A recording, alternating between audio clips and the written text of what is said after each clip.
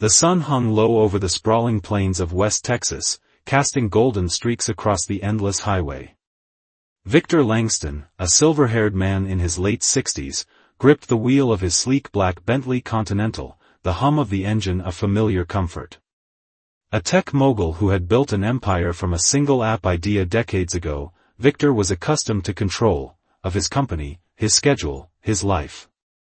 Now retired, he spent his days driving between his Dallas penthouse and his ranch near Marfa, seeking solitude in the vastness of the desert. But today, fate had other plans. A sharp jolt rattled the car, followed by the unmistakable thud of a flat tire. Victor cursed under his breath, easing the Bentley onto the dusty shoulder. The heat shimmered off the asphalt, and the horizon stretched empty in every direction, no service stations, no passing cars, just the occasional tumbleweed skittering across the road. He stepped out, his polished loafers sinking into the gravel, and surveyed the damage. The rear left tire was shredded, a jagged gash exposing the rim. With no cell signal and a trunk full of tools he barely understood, Victor felt a rare pang of helplessness. He leaned against the car, wiping sweat from his brow, when a faint figure appeared in the distance, mirage-like against the heat waves. As it drew closer, Victor squinted, a boy, no older than 12, pedaling a rusty bicycle with a small red wagon hitched behind it. The boy's skin glistened with sweat, his faded blue tank top clinging to his thin frame. He slowed to a stop a few feet away, kicking up a cloud of dust, and studied Victor with wide, curious brown eyes. "Looks like you got a problem, mister," the boy said, his voice bright but steady, carrying a faint drawl. He hopped off the bike, letting it clatter to the ground, and approached the car with an air of purpose. Victor straightened, caught off guard by the boy's confidence. "Yeah, flat tire. You know anything about cars, kid?" The boy grinned, revealing a gap where a front tooth was missing. "Name's Caleb. And I know enough. My uncle's a mechanic, taught me a thing or two. You got a spare?" Victor hesitated, then nodded toward the trunk. "Should be in there. But you don't have to." "Won't take long," Caleb interrupted, already moving. He popped the trunk with a practiced ease Victor envied, rummaging through golf clubs and a designer duffel bag to unearth the spare tire and a jack. Victor watched, arms crossed, as Caleb knelt beside the car, his small hands working with surprising dexterity. The boy hummed a tune under his breath, unfazed by the blistering heat or the stranger looming over him. Minutes ticked by, the silence broken only by the clank of metal and Caleb's soft melody. Victor found himself studying the boy, the scuffed sneakers, the frayed hem of his shorts, the way his brow furrowed in concentration. There was something magnetic about him, a quiet resilience that tugged at a memory Victor couldn't quite place. "There," Caleb said at last, stepping back to admire his work. The new tire gleamed against the Bentley's matte finish, perfectly aligned. He wiped his hands on his shorts, leaving streaks of grease, and flashed that gap-toothed grin again. "Good as new." Victor blinked, stunned. "You're a natural, kid. Where'd you learn to move like that?" Caleb shrugged. "Uncle Jay's shop. I hang out there after school. Helps me stay out of trouble." Victor reached for his wallet, pulling out a crisp $100 bill. "Here, take this. You earned it." Caleb's smile faltered, and he shook his head, stepping back. "Nah, mister. I didn't do it for money. Just saw you needed help." Victor froze, the bill dangling between them. He wasn't used to refusal, people always took what he offered, whether it was cash, contracts, or favors. "Come on, kid. It's the least I can do." "I'm good," Caleb said firmly, already swinging a leg over his bike. "You take care, all right?" Before Victor could protest, Caleb pedaled off, the red wagon rattling behind him, disappearing into the haze as quickly as he'd appeared. Victor stood there, the money still in hand, feeling an odd mix of gratitude and bewilderment. He climbed back into the Bentley, the cool leather a stark contrast to the heat outside, and started the engine. As he drove toward Marfa, Caleb's words echoed in his mind, "I didn't do it for money." It was a simple statement, but it gnawed at him. In Victor's world, everything had a price, every deal, every relationship. Yet this boy, with nothing to gain, had given freely. That night, in the sprawling glass-walled ranch house overlooking the desert, Victor couldn't settle. He paced the living room, the sleek furniture and abstract art feeling sterile around him. His dinner, a gourmet meal delivered from a chef in town, sat untouched on the counter. He poured a glass of bourbon, the amber liquid catching the light, and sank into a chair by the window. The stars blazed outside, but his thoughts kept drifting back to Caleb, the boy's steady hands, his refusal of reward, the way he'd pedaled off without a backward glance. Victor had met countless people in his career, CEOs, investors, politicians, but none had left him so unsettled. Caleb wasn't just a good Samaritan, he was a puzzle. What kind of kid turned down money in a place like this, where every dime mattered? What kind of life shaped that kind of heart? The next morning, Victor woke with a restless energy he hadn't felt in years. He didn't know why, but he needed to find Caleb again. Maybe it was to say thank you properly, maybe to understand him. Whatever it was, it pulled him back to the highway, the Bentley's tires humming over the same stretch of road. He drove slowly, scanning the landscape, cacti, scrub brush, the occasional jackrabbit darting into the shadows. Hours passed with no sign of the boy, and Victor's frustration grew. He stopped at a gas station, a weathered shack with a single pump, and approached the grizzled attendant inside. "Looking for a kid," Victor said, leaning on the counter. "About 12, black, rides a bike with a red wagon. Fixes tires like a pro." The attendant scratched his beard, eyeing Victor's expensive watch. "Sounds like Caleb Jackson. Lives out near the old trailer park, about 10 miles west. Always tinkering with something." Victor nodded, a spark of anticipation flaring in his chest. "Thanks." He left a 20 on the counter and returned to the car, the coordinates of Caleb's world now in his grasp. As he drove west, the landscape shifted, pavement gave way to dirt roads, and modest homes dotted the horizon, their paint peeling under the relentless sun. When he reached the trailer park, Victor slowed, the Bentley looking absurdly out of place among the rusted mobile homes. He spotted the bike first, propped against a sagging porch, the red wagon parked beside it. A small trailer sat at the edge of the lot, its aluminum siding dented but clean, a patchwork of repairs evident in the roof and steps. Victor parked and stepped out, the dry earth crunching beneath his feet. He hesitated, then knocked on the door. A woman answered, her face lined with fatigue but her eyes sharp. She wore a faded sundress and held a dish rag, sizing Victor up with a mix of curiosity and caution. "Can I help you?" "I'm Victor Langston," he said, clearing his throat. "I met a boy yesterday, Caleb, I think. He fixed my tire. I just wanted to thank him." Her expression softened, a faint smile breaking through. "That's my nephew. I'm Tanya. He's out back, messing with some old engine. Come in if you want." Victor stepped inside, the trailer's interior a stark contrast to his own home, cramped but tidy, with mismatched furniture and walls covered in photos of smiling faces.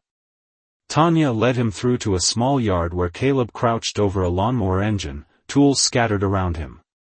The boy looked up, surprise flickering across his face. "Hey, mister," Caleb said, wiping his hands on a rag. "What are you doing here?"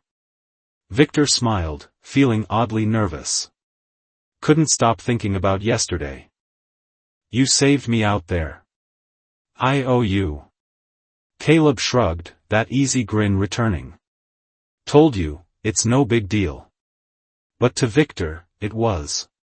And as he stood there, watching Caleb tinker with the engine, he realized this encounter was only the beginning. Victor lingered in the yard, the dry West Texas air thick with the scent of oil and earth.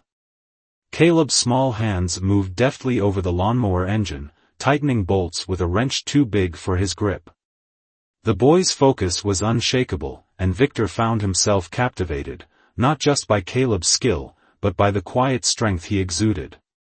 Tanya stood on the porch, arms crossed, watching the scene with a mix of pride and wariness.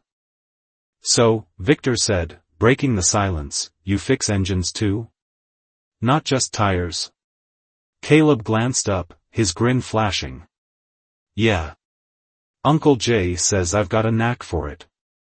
This one's been busted for weeks, trying to get it running for Mrs. Ortiz next door. She can't afford a new one." Victor nodded, impressed. "That's generous of you." "Just makes sense," Caleb replied, shrugging as if it were the most obvious thing in the world. "She's old, can't mow her yard without it. I've got the time." Victor's chest tightened at the simplicity of it. Time, to Caleb, wasn't a commodity to hoard but a tool to share. He glanced around the yard, sparse grass, a cracked plastic chair, a makeshift workbench of cinder blocks and plywood. It was clear this wasn't a place of excess, yet Caleb spoke with a contentment Victor hadn't known in decades. Tanya called from the porch, her voice warm but firm. "Caleb, why don't you take a break? Invite Mr. Langston in for some lemonade. It's too hot out here." Caleb wiped his brow and stood, brushing dirt from his knees. "You want to come in, mister?" "Victor," he corrected, smiling. "And yeah, I'd like that." Inside, the trailer was cool, the hum of a window unit battling the heat. The living room was small, dominated by a worn couch and a coffee table stacked with library books, mechanics' manuals, mostly, their spines creased from use. Tanya poured 3 glasses of lemonade from a pitcher, the ice clinking as she handed one to Victor. He took a sip, the tartness grounding him in the moment. "Caleb says you're the one he helped yesterday," Tanya said, settling into a chair. "Not many folks come back to say thanks." Victor met her gaze, her eyes sharp with a quiet resilience that mirrored Caleb's. "He didn't just fix my tire. I don't know, he made me think. I've got everything I need, more than most, but he didn't want anything from me. That's rare." Tanya's lips curved into a small smile. "That's Caleb. Always been that way. Even when he was little, he'd give away his toys to kids who didn't have any. Drives me crazy sometimes, but it's who he is." Victor glanced at Caleb, who sat cross-legged on the floor, sipping his lemonade. "You live here with your aunt?" Caleb nodded. "Yeah. Mom's gone, passed when I was 6. Dad's not around. Aunt Tanya took me in." "I'm sorry," Victor said softly, the words feeling inadequate. He looked at Tanya, her face etched with years of hard work and harder choices. "You're raising a good kid." "Trying to," she said, her voice softening. "He makes it easy most days. Works hard, stays out of trouble. Wants to be an engineer someday, build things that help people." Victor's mind sparked at that. An engineer. He'd spent his career surrounded by brilliant minds, but none as young or unpolished as Caleb. "You've got the hands for it," he said to the boy. "That tire job was cleaner than most pros I've seen." Caleb grinned, ducking his head. "Thanks. Just takes practice." They talked for a while longer, the conversation flowing easily. Tanya shared stories of Caleb's knack for fixing things, the time he'd rebuilt a neighbor's bike from scrap, the way he'd rigged a solar lamp for their porch using parts from a junkyard. Victor listened, a warmth spreading through him he couldn't quite name. For all his wealth, his life felt hollow next to this, a boy and his aunt making a home out of grit and goodwill. As the sun dipped lower, Victor stood to leave. "I've taken up enough of your day. But I'd like to do something for you, Caleb. For both of you." Tanya's expression tightened, her guard up. "We're fine, Mr. Langston. We don't need charity." "It's not charity," Victor said quickly. "It's respect. Caleb helped me when I was stuck. I want to return the favor, that's all." Caleb tilted his head, curious. "Like what?" Victor paused, an idea forming. "How about a visit to my ranch? I've got a garage full of old cars, some need work. You could tinker with them, learn a few things. No strings attached." Caleb's eyes lit up, but he glanced at Tanya for approval. She hesitated, then nodded. "All right. But just a visit." "Deal," Victor said, a grin tugging at his lips. "I'll pick you up Saturday." Driving back to Marfa, Victor felt lighter than he had in years. The desert stretched endless around him, but his thoughts were fixed on Caleb and Tanya. He didn't know what he'd set in motion, only that it mattered, more than any boardroom victory or stock market windfall.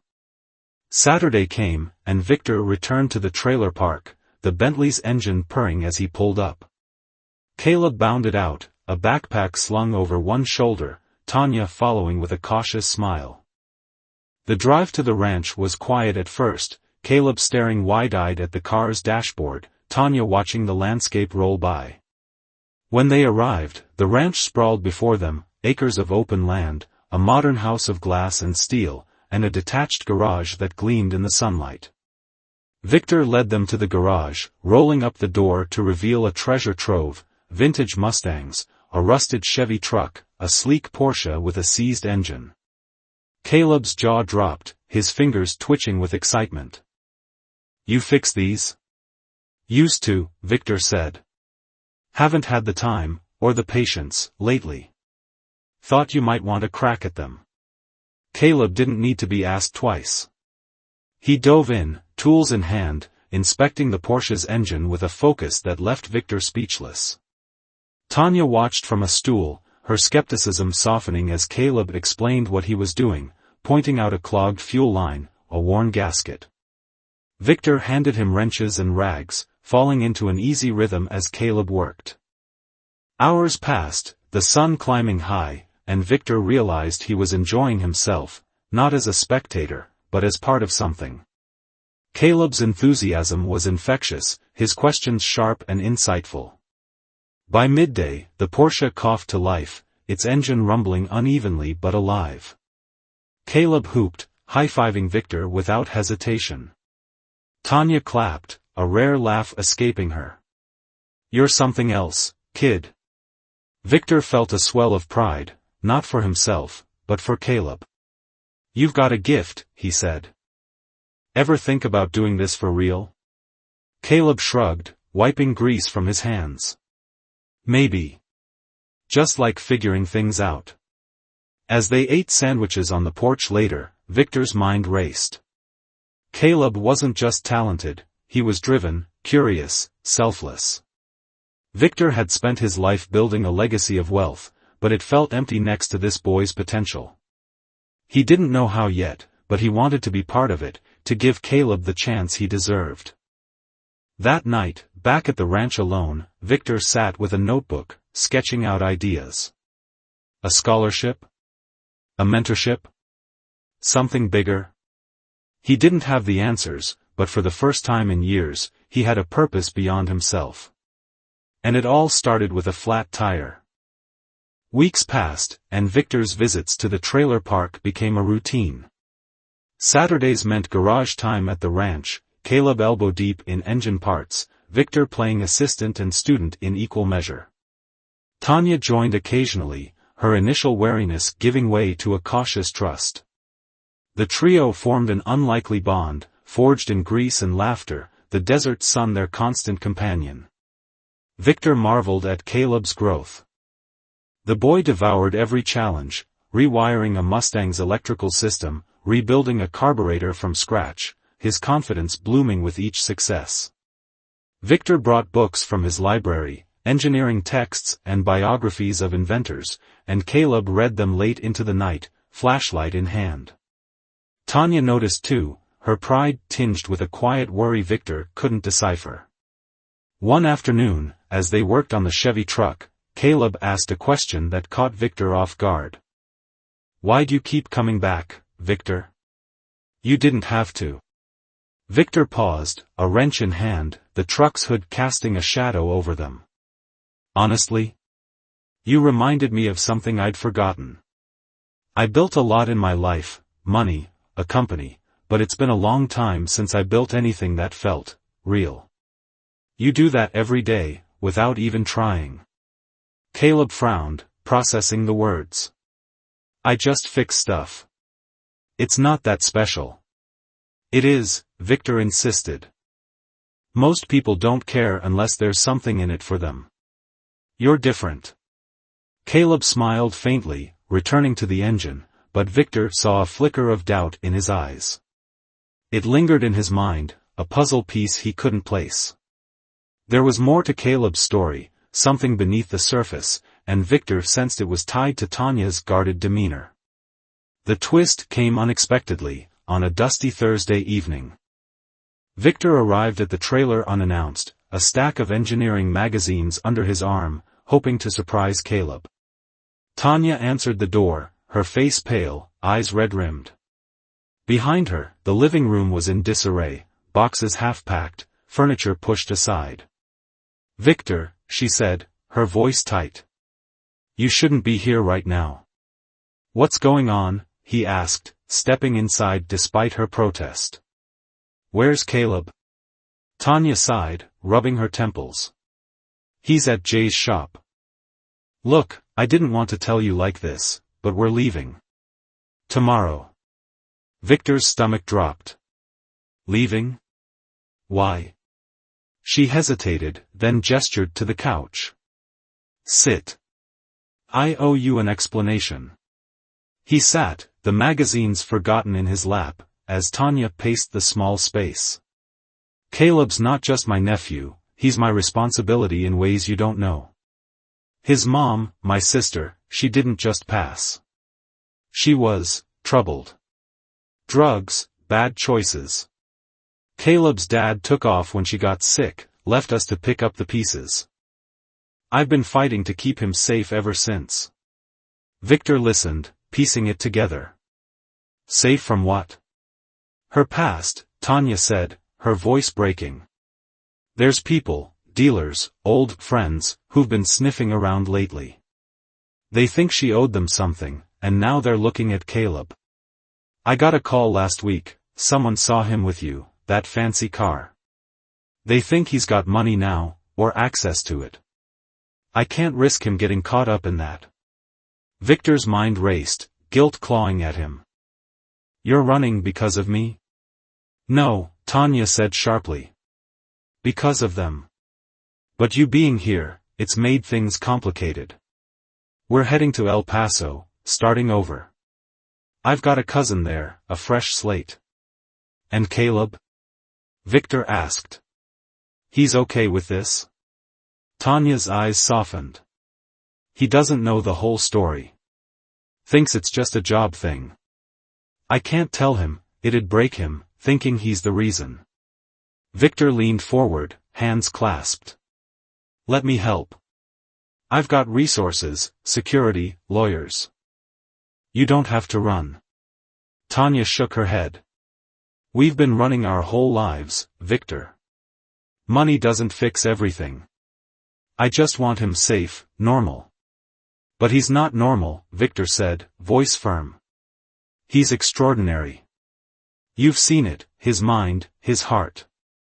You can't keep moving him, hiding him. He deserves more." She stopped pacing, tears brimming. "You think I don't know that? I've given everything to give him a chance.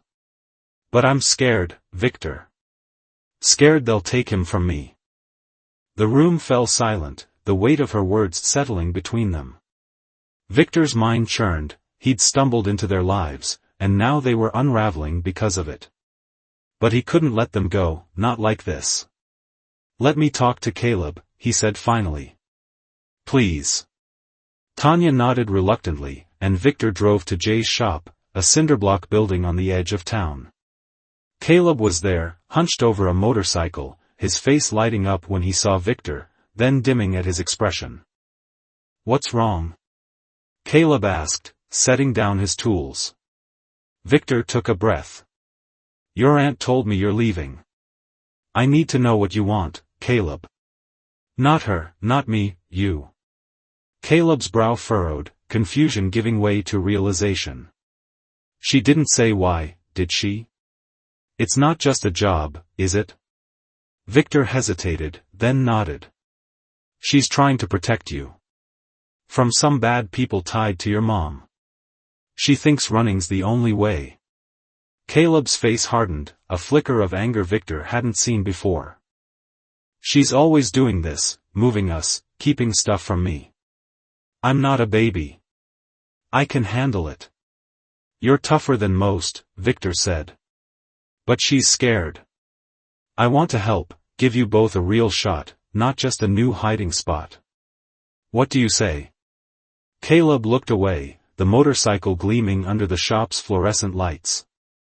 "I don't want to run anymore. I like it here, with you, the cars, all of it. But I can't lose her either." Victor nodded, a plan forming. "Then we'll figure it out together. All three of us." That night, Victor called in favors, private investigators, a security firm, even an old lawyer friend from Dallas. By morning, he had a strategy, not to erase Tanya's fears, but to face them head-on. He returned to the trailer, finding Caleb and Tanya packing in tense silence. "I've got people looking into it," Victor said, standing in the doorway. "We can stop these guys, legally, quietly. You don't have to leave. And Caleb," he turned to the boy, "I want to set up a trust for you. School, engineering programs, whatever you need. Not charity, a partnership." Tanya stared, disbelief warring with hope. "Why would you do this?" "Because he changed me," Victor said simply. "And I think I can change something for him too." Caleb stepped forward, his voice steady. "Let him help, Aunt Tanya. I trust him." For a long moment, she said nothing. Then, with a shaky breath, she nodded. "Okay. We'll try." The next few months were a whirlwind. Victor's team moved fast, investigators tracked down the remnants of Tanya's sister's past, a handful of lowlifes chasing ghosts of old debts. With legal pressure and a few well-placed warnings, they backed off, their threats dissolving into the desert wind. Tanya and Caleb stayed, the trailer still their home but no longer a hideout. Victor's trust fund took shape, a modest sum earmarked for Caleb's future, education, tools, dreams yet to be named. But the real transformation was quieter, deeper, woven into the fabric of their lives. Caleb thrived. With Victor's garage as his playground, he tackled bigger projects, a '67 Camaro, a hybrid engine prototype he sketched on napkins. Victor enrolled him in a summer engineering camp in Austin, where he dazzled instructors with ideas beyond his years. Tanya found steady work at a local clinic, her nursing skills dusted off after years of odd jobs. She smiled more, the weight of running replaced by roots taking hold. Victor changed too. The ranch, once a retreat from the world, became a hub, Caleb's laughter echoing through the garage, Tanya's voice calling them in for dinner. He sold the Bentley, trading it for a pickup better suited to hauling parts, and spent less time alone. His wealth, once a shield, became a tool, not to buy loyalty, but to build something lasting. One evening, as summer faded into fall, the three sat on the ranch porch, the sky ablaze with orange and pink. Caleb held a letter from the camp, an invitation to a national science fair. "They think I could win," he said, excitement bubbling. "Something about my solar engine design." Tanya ruffled his hair, pride shining in her eyes. "Told you you're special." Victor leaned back, a contentment he'd never known settling over him. "You're not just winning, kid. You're rewriting the game." Caleb grinned, then grew serious. Thanks, Victor. For all of it. I didn't know a flat tire could do this. Victor chuckled. Neither did I. But sometimes, the smallest things fix the biggest breaks. As the stars emerged, Victor realized the twist wasn't just Caleb's rescue from a shadowed past, it was his own. A boy with nothing had given him everything: purpose, connection, a legacy worth leaving. And in that quiet desert night, with Caleb dreaming aloud and Tanya laughing softly, Victor knew his life, like the tire, had been changed forever.